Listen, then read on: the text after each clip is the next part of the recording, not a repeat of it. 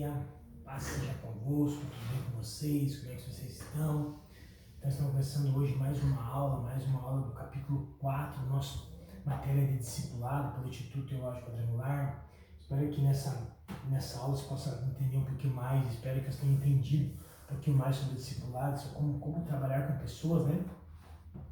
Então nós precisamos entender, né, a importância do discipulado. Eu creio que temos entendido, temos cada dia, cada aula, tentado passar para vocês um pouquinho dentro dessa aula online sobre discipulado. E hoje o capítulo 4 ele fala assim: elementos essenciais para um discipulado espiritual e dinâmico.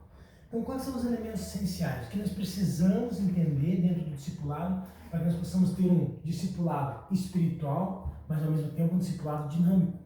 Porque não adianta ter espiritualidade no discipulado, mas não ter a dinâmica de ensinar, a dinâmica de trabalhar com pessoas. Então, o primeiro ponto é assim: a formação intelectual privilegia a mente, mas não transforma o caráter. Então, a formação intelectual, que é aquilo que a gente tem como conhecimento, fora estudos, faculdade, cursos, ele nos ajuda a nossa mente para trabalhar, mas não transforma o caráter. Porque o que transforma o caráter é a palavra, é Jesus Cristo. O que transforma a pessoa é a palavra de Deus, é o Espírito Santo de Deus que habita na pessoa. Olha o que a apostila fala. O verdadeiro cristianismo não faz apologia à ignorância e nem tampouco ao conhecimento estéril. O que vale mesmo é a formação espiritual. Leva tempo para um cristão alcançar a maturidade. Jesus nunca exigiu mais do que seus discípulos pudessem dar. Também nunca lhe pediu algo que não pudesse fazer. Então o que acontece? O verdadeiro discipulado ele é muito mais espiritual. Você trabalhar na pessoa, a pessoa entender a importância do discipulado, a vida espiritual do discípulo, a vida espiritual do discipulador. Isso vai fazer com que a pessoa vá crescendo e tendo uma maturidade espiritual. Aí sim ela tem a capacidade de desenvolver o discipulado, outras formas, bem tranquilamente. Que fala assim: nenhum de nós chegamos à plena maturidade. Não estaremos suficientemente amadurecidos em nenhuma esfera da vida. Pense comigo, então nós nunca vamos chegar, e nem vamos chegar à maturidade espiritual, à plena maturidade. Se alguém fala assim: eu sou maduro espiritualmente, a minha maturidade espiritual é top, eu não tenho nada a melhorar na maturidade espiritual, essa pessoa tem que trabalhar o orgulho da pessoa. Porque ninguém é maduro o suficiente hoje. Nós estamos com uma constante aprendizado. Maturidade espiritual não é uma posição, e sim um processo onde vamos passar. Nós vamos passar pela maturidade espiritual na nossa caminhada. Nenhum de nós chegou à plena maturidade. Não estaremos suficientemente amadurecidos em nenhuma esfera da vida. Se nós julgarmos perfeitos, estamos apenas revelando nossa própria imaturidade e incapacidade espiritual. Maturidade não é uma posição a qual chegar, mas sim um processo onde devemos passar. Então nós estamos lá constâncias espirituais.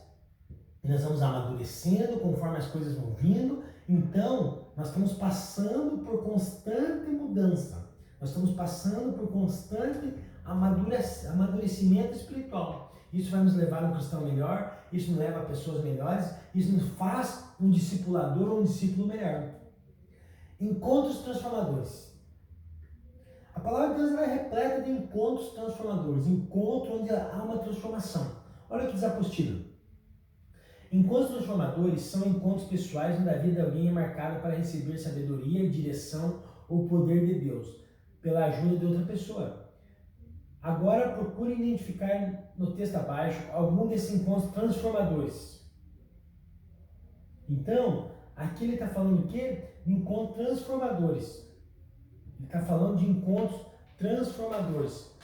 E ele cita um texto da palavra de Deus que está lá no livro de João, capítulo 1, verso 35. No dia seguinte, João estava ali novamente com 2 de seus discípulos. Quando viu Jesus passando, disse: vejam, é o Cordeiro de Deus. Ouviu dizer isto aos 2 discípulos, seguiram Jesus, voltando-se vendo que os 2 seguiram, perguntou-lhe: o que vocês querem? Eles disseram: Rabi, significa mestre. Onde está hospedado? Respondeu ele: venham e verão onde. Então foram por volta das 4 horas da tarde e viram onde ele estava hospedado e passaram com ele aquele dia. André, irmão de Simão Pedro, era um dos 2 que tinham ouvido o que João dissera e que havia seguido Jesus. O primeiro que ele encontrou foi Simão, seu irmão, e disse: achamos o Messias, isto é o Cristo. Ele levou a Jesus. Jesus olhou para ele e disse: você é Simão, filho de João, será chamado de Cefas, que traduzido é Pedro. Então a Bíblia está contando para nós aqui um momento onde os discípulos viram que Jesus era algo diferente e começaram a seguir. E Jesus vai até essas pessoas, Jesus conversa com Pedro. Aqui ele faz assim, no contexto temos pelo menos 3 encontros transformadores. Eu quero que você pegue esse texto bíblico aqui. Eu quero que você, aqui ele fala assim, nesse texto temos pelo menos 3 encontros transformadores. A revelação do Cordeiro de Deus, impacto pelo contato pessoal, mudança de identidade. Jesus olhou para ele e disse: você é Simão. Só pegar aqui o material aqui, pessoal, só um minutinho. Então eu quero que você pegue aí como uma autoatividade e eu vou facilitar para vocês.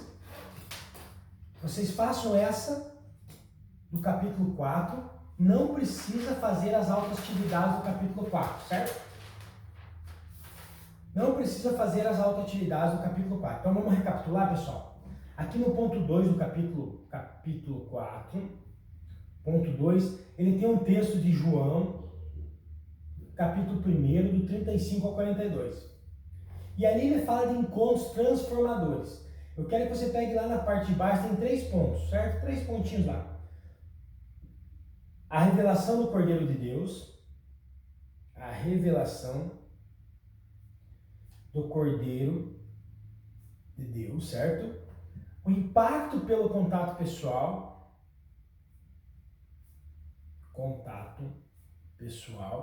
e a mudança de identidade, certo? Então, quando nós falamos de discipulado, galera, o que nós podemos ver nesse texto? Primeiro tem que ver a primeira situação que é Jesus ser revelado para a pessoa. Segunda situação, o que é? É um contato pessoal. É nós, como discipulador, nos aproximar da pessoa e conversar com ela e conhecer ela para poder segui-la. E o terceiro é uma mudança de caráter. Então aqui ele dá os 3 pontos. Eu quero que você pegue esse texto, esses 3 pontos, e você faça um breve comentário sobre isso, um esboço bíblico. O que você entendeu ali quando ele fala a revelação do Cordeiro de Deus? O que você entende quando ele fala impacto pelo contato pessoal? E o que você entende quando fala mudança de identidade? Esses 3 pontos eu quero que você faça o primeiro ponto, descreve um pouquinho, o segundo ponto descreve, o terceiro ponto descreve, e vale como autoatividade, certo?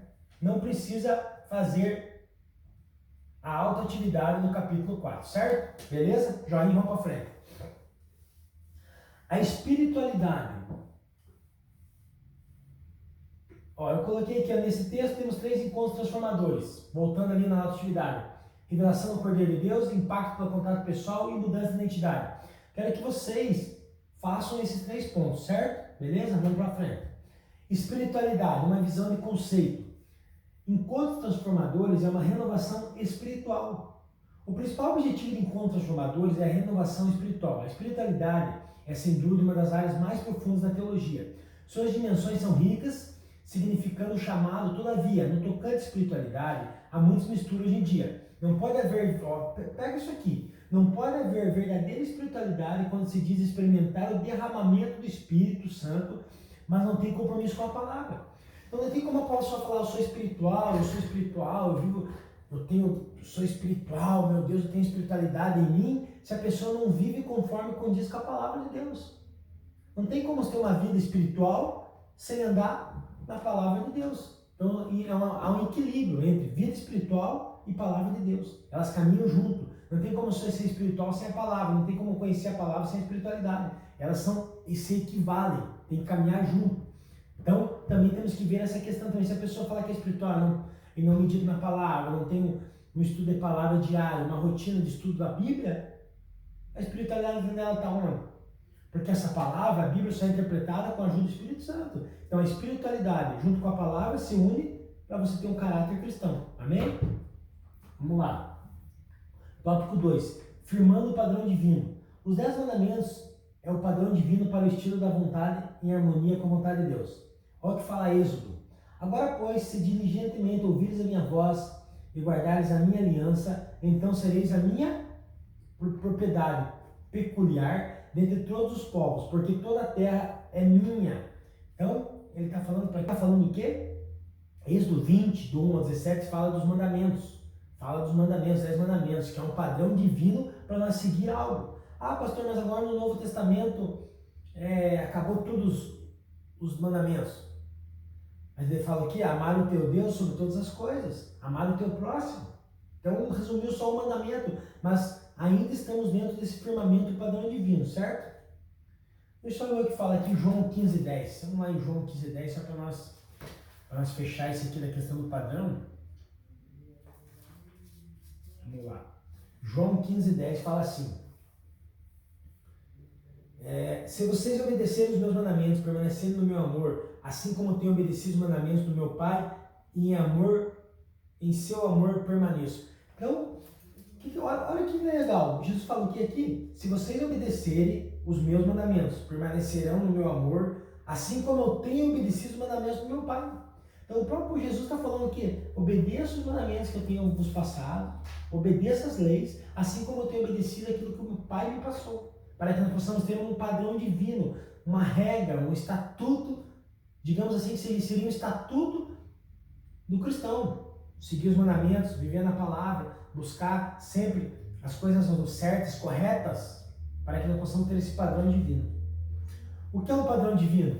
É quando a visão, o crescente compromisso e o ritmo de vida de várias pessoas coincidem. Olha o que fala Marcos, capítulo 1, verso 16. Caminhando junto ao mar da Galileia, viu os irmãos Simão e André, que lavavam a rede ao mar, porque eram pescadores. Disse-lhe Jesus: vinde após mim, eu vos farei pescadores de homens. Então eles deixaram imediatamente as redes e o seguiram. Então aí tem o quê? Aí tem o padrão divino. Veja, olha o que fala a apostila. Veja como esse texto expõe 3 aspectos do padrão divino. Visão: eu vos farei pescadores de homens. Olha a importância de você viver na palavra, querido, dentro do discipulado. Você é um bom discipulador, você é um homem de Deus, uma mulher de Deus. Olha como Jesus faz essa proposta para eles, mas olha o que a gente estudando o texto, olha o que esse texto traz para nós. Vejamos 3 aspectos do padrão divino citado no texto. Primeiro, visão: eu vos farei pescadores de homens. Segundo, crescente compromisso. No mesmo instante, eles deixaram as suas redes e o seguiram. Ritmo de vida junto a ele. Aqui, ó, mais uma alta atividade. Eu quero que vocês leiam esse texto no tópico 2.2. Leia o texto de Marcos 1:16 ao 18. Presta atenção. Leia o texto de Marcos 1:16 ao 18. E dentro desses 3 ali que a Bíblia coloca, primeiro, visão, crescente compromisso e terceiro, ritmo de vida juntos, certo? Eu quero que vocês peguem esses 3 pontos também e façam um breve comentário dos 3 pontos, a importância da visão, do crescente compromisso e do ritmo de andar juntos dentro do discipulado, beleza? Mais um trabalhinho para vocês, mais um trabalho não, é mais uma pergunta aí, nós estamos eliminando as autoatividades, tá bom? Beleza? Show de bola. Então vai falar a importância do padrão divino, né? Agora eu vou aqui na Bíblia. Então vamos lá. O padrão divino, a Bíblia é a nossa regra de fé, prática. Veja uma breve ilustração que diz o texto de Mateus 5:17-32, fala assim. O versículo 17 ao 20 nos dá um padrão ético do reino de Deus. A ética, do ponto de vista divino, possui princípios morais imutáveis, que é a responsabilidade do cristão. O versículo 21 ao 26 diz assim, nos dão o padrão de relacionamento pessoal. O 27 ao 32 nos dá o padrão de comprometimento sexual do cristão. Então olha aqui, ó, primeiro é o padrão ético. Deixa eu só pegar aqui meu marca-texto, quero marcar essa referência aqui. Que o primeiro ele dá o quê? O primeiro ele vai dar, do 17 ao 20 dá o quê? Um padrão ético do reino de Deus, do 21 ao 26 dá um padrão de relacionamento pessoal e compromisso sexual do cristão. Então veja a importância, então tudo isso está dentro do... Então aqui, ó, estabelecendo as altas exigências. Então aqui vocês podem entender que há uma exigência, há há uma forma diferente de você fazer. E para fechar a terceira pergunta sobre o discipulado, eu quero que você pegue lá o tópico 3, e leia lá a introdução. Eu quero que você leia o ponto 2 e o ponto 3 e faça um breve resumo do tópico 3, da introdução, do ponto 2 e o ponto 3. Um breve resumo. Pastor, mas é muita coisa. Não, gente. Tudo isso aqui que eu estou passando para vocês pegar um resumo para você poder memorizar, para depois poder fazer a avaliação por causa da prova. Tudo isso que eu estou passando para vocês vai cair na prova. Isso vai ajudar vocês na prova. Então, não precisa fazer as atividades, mas façam isso, tá bom? Então, nós vamos lá agora para onde? Tópico 4, discernimento quanto que atende a sua voz. Introdução. No movimento do discipulado, costumamos dizer que pelo menos 50% do sucesso depende da seleção do início. Se não selecionarmos bem, não teremos um movimento que cumpra com a grande comissão para chegar a todas as nações até a consumação dos séculos. Portanto, um dos critérios de seleção é discernir quanto e quem atende a voz. Para Jesus, o peneiramento na seleção de seus seguidores era inevitável. Assim se revelariam aqueles que de fato eram discípulos de verdade. Pois para seguir Jesus é necessário muito mais do que simples deixar as ocupações profissionais, como fizeram alguns pescadores. Discernimento quanto a quem atende a sua voz. E quarto processo utilizado por Jesus no discipulado dos 12. Então, no discipulado, nós temos que ver quem está nos atendendo a nossa voz, quem ouve a nossa voz. Porque tem pessoas que você vai tentar discipular e você fala e a pessoa não está atendendo. A pessoa não está querendo ouvir, não quer saber. Então a gente tem que pensar. Jesus e o discernimento quanto a quem atende a sua voz. Nos tempos bíblicos, o pastor não chamava as ovelhas aleatoriamente, chamava somente as que lhe pertenciam. As ovelhas reconheciam a voz do seu pastor e atendiam somente a ele. Observe o ensino de Jesus. Olha o que fala em João 10. Aquele que entra pela porta é o pastor das ovelhas. O porteiro abre-lhes a porta e as ovelhas ouvem a sua voz. Ele chama as suas ovelhas pelo nome e ela leva para fora. Depois de conduzir para fora, todas as suas ovelhas vai adiante delas. E essas se seguem porque conhecem sua voz. Vou parar aqui. Você já notou no pastoreio de ovelhas, animais, o pastor ele vai à frente das ovelhas, falando, conversando, e as ovelhas vão atrás o seguindo. Você pode notar na internet, se for procurar, como que é. O pastor chama as ovelhas e elas conhecem pela voz.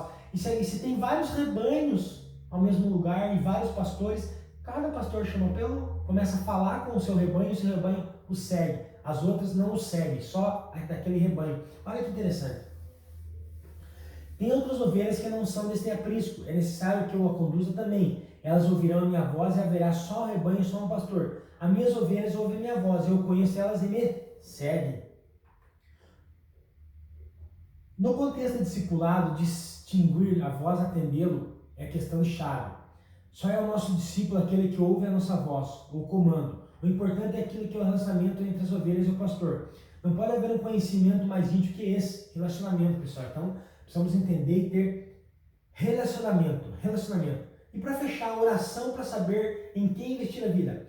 A oração foi o quinto processo dado por Jesus no discipulado dos 12. Jesus passava as noites inteiras intercedendo pelo seu oração. Olha o que fala Lucas, capítulo 6. Um daqueles dias, Jesus saiu para o monte a fim de orar, passou a noite orando a Deus. Ao amanhecer, só voltar aqui.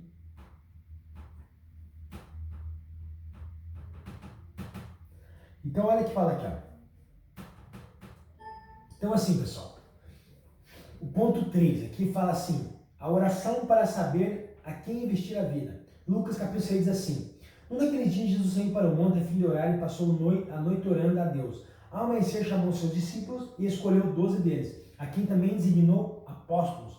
Observe que antes de Jesus formalizar os 12, ele retirou-se, passou a noite orando, uma ocasião dessa tão importante, com tantas implicações para o futuro do seu trabalho, teria de ser banhado com oração. Pois tal escolha deveria ter feito depois de muita oração, assim como Jesus, os discipuladores devem orar até sentir o próprio Deus que lhes indicando as pessoas nas quais devem investir sua vida. Então, pessoal, para nós fechar aqui esse capítulo 4, foi bem breve, espero que vocês tenham entendido. Nós precisamos entender que você tem pessoas na nossa mente, nós queremos discipular, que nós olhamos, vou discipular tal fulano. Nós precisamos orar a Deus para que Deus mostre que é esse propósito. E antes mesmo, eu te dei uma dica, antes de você orar a Deus, antes de você falar com a pessoa, caminha uns dias, marca um churrasco, marca um café, marca um passeio no lago, vai tomar um sorvete com essa pessoa, para você começar a conhecer um pouquinho melhor ela, para ver se você vai conseguir ter ela como teu discípulo, tá bom? Oração é a chave do discipulado também. Jesus orou pelos 12 para ter confirmação, beleza? Então, só recapitulando, pessoal, nesse capítulo 4 aqui, nós vamos ter o quê? Três perguntas. Lá o João 1, 35, 42, para você fazer uma descrição sobre a revelação, sobre... Só voltar aqui para nós entender, ó. Então, lá na página 42, a primeira pergunta é o que são encontros transformadores. Você vai ler o capítulo de João, capítulo 1, 35 ao 42, vai responder aquelas três questões: a revelação do Cordeiro de Deus, impacto pelo contato pessoal e a mudança da identidade. Fazer um breve resumo desses 3 pontos dentro do que se refere ao texto bíblico, beleza? O segundo aqui também está lá em Marcos, capítulo 1, 16 ao 18. A mesma coisa, você lê o texto bíblico e fala sobre visão, crescente compromisso e ritmo da vida juntos. Qual a importância da visão, do crescente compromisso e do ritmo da vida juntos na questão do discipulado, certo? E você vai fazer o resumo do tópico 3. A introdução, Jesus mantinha altas exigências, e o 3, o que significa manter altas exigências no discipulado na igreja. Faz esse resumo do tópico 3 para entregar no dia da prova também. Lembrando que tudo isso, pessoal, é para ajudar vocês no dia da prova, tá bom? Então espero que você tenha gostado, que tenha entendido. Qualquer coisa, manda as dúvidas, manda as perguntas para nós. Eu acho que nós estamos montando com a Bia aí, que é a presidente da turma, um questionário de dúvidas. Mande para ela esse questionário, que ela vai passar para nós esse questionário. Nós vamos responder esse questionário para vocês, para facilitar vocês. Não fique com dúvida, tá bom, pessoal? Que Deus te abençoe, bom estudo para vocês, que Deus guarde você, uma boa semana, Deus abençoe.